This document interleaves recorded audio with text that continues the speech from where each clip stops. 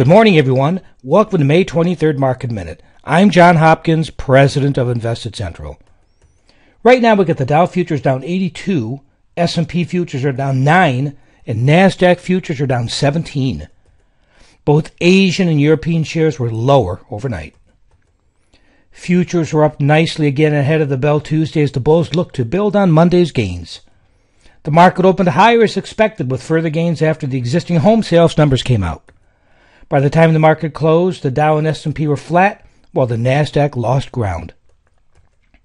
Today we'll get new home sales at 10 a.m. with the market expecting a reading of 339,000 units.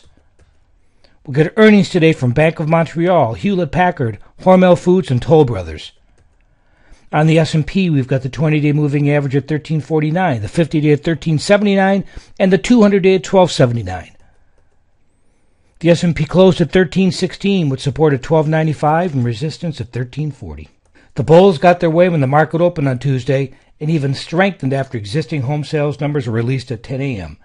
However, the market peaked an hour later and it was still pretty much downhill from there with the S&P closing flat for the day. So, has the much-needed bounce occurred, or do the bulls have more left in their tank? If so, they first need to take out Tuesday's high of 1328, and if selling resumes, 1295 will need to hold. Whichever goes first is likely to determine the near-term direction of the market. Oil has fallen off a cliff lately and is trading below all key technical levels, great at the gas pumps, but indicating a worldwide drop in demand. And looking at the OIH, unless there's a move and close back above 37.82, we're likely to see even more weakness and putting additional pressure on equities.